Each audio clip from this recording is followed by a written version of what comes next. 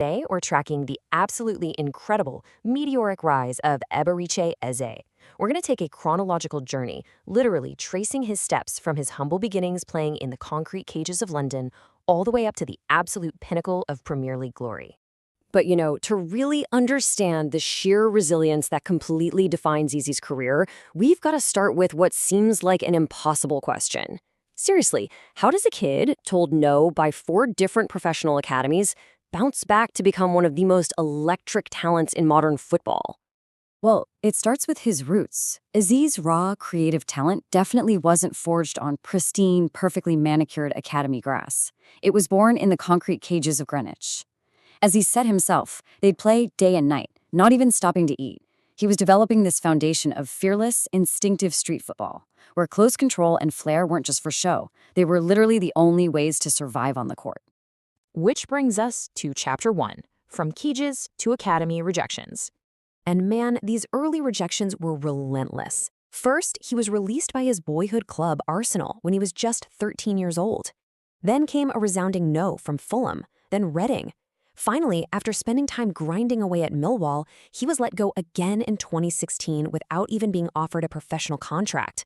I mean, imagine being a teenager, pouring your absolute heart into a dream, only to face just a crushing series of closed doors. That is a heavy, heavy burden to carry. And honestly, it's the kind of heartbreak that forces most young players to just pack it in and quit. But he didn't. Let's move into part 2, the QPR Breakthrough. Eze completely refused to give up. He trialed successfully and signed for Queen's Park Rangers in August 2016. But here's the genius part. To truly harden his game for senior football, he accepted a loan move to Wycombe Wanderers down in the notoriously physical League Two. It was an absolute masterstroke. He proved his worth in the lower leagues against these seasoned, tough veterans, scored his first senior goals, and basically forced his way back into the QPR first team by January 2018. 14. That is the number of goals he poured in during his dazzling 2019-20 Breakthrough Championship season. And he wasn't just scoring, he was out there embarrassing defenders with that street-honed flair we just talked about. This spectacular form earned him QPR's Player of the Year award and a spot in the PFA Team of the Year.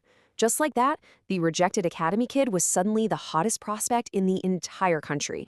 All right, on to Section 3, Crystal Palace and Resilience. Unsurprisingly, his undeniable talent triggered a massive Premier League bidding war. Crystal Palace ultimately secured his signature in August 2020 for a reported £17 million. Now that is a huge step up in both quality and pressure. But Eze? He immediately proved he could translate his audacious cage football flair to the absolute highest level of English football without missing a single beat. But then, his ascent was cruelly interrupted. In May 2021, Eze suffered a devastating Achilles tendon injury in training. If you follow the sport, you know that's one of the hardest, most grueling injuries for an explosive athlete to recover from. And to make it utterly heartbreaking, this happened on the exact same day he learned he'd been called up to England's provisional squad for Euro 2020. I mean, what a brutal, brutal test of the resilience he'd built back in those early academy days. But true to form, Eze didn't just bounce back. He cemented legendary status at Selhurst Park. Let's fast forward to the 2024-25 season, which culminated in a historic FA Cup victory.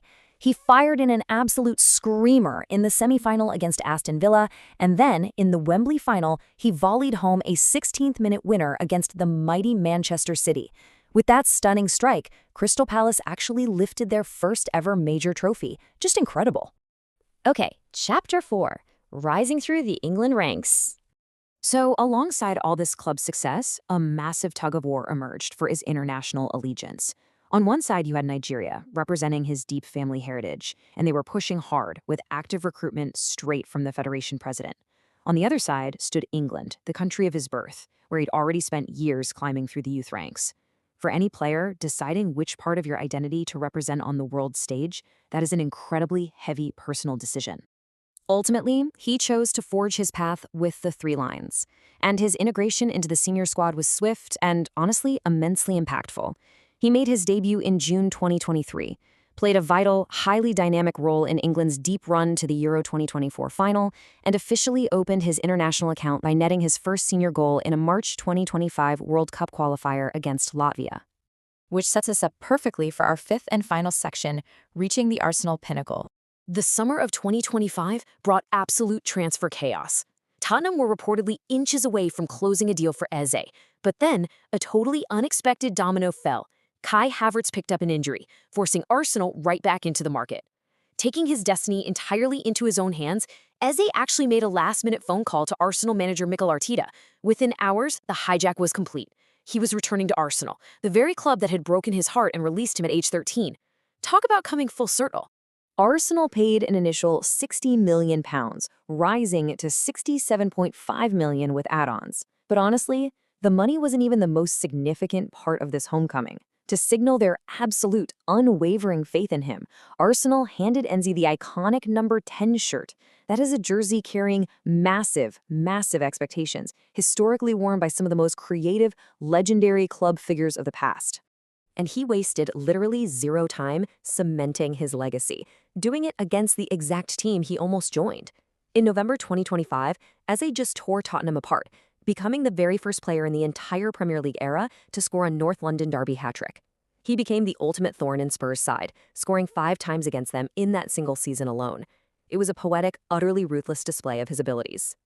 When you step back and look at his 2025-26 season, it is purely one for the history books. It's really hard to overstate the magnitude of this run. Think about this. He started the season by winning the Community Shield with Crystal Palace, transferred to Arsenal, and immediately spearheaded their campaign to lift the ultimate domestic prize, the Premier League title. He even capped off this historic, whirlwind year by playing in the UEFA Champions League final.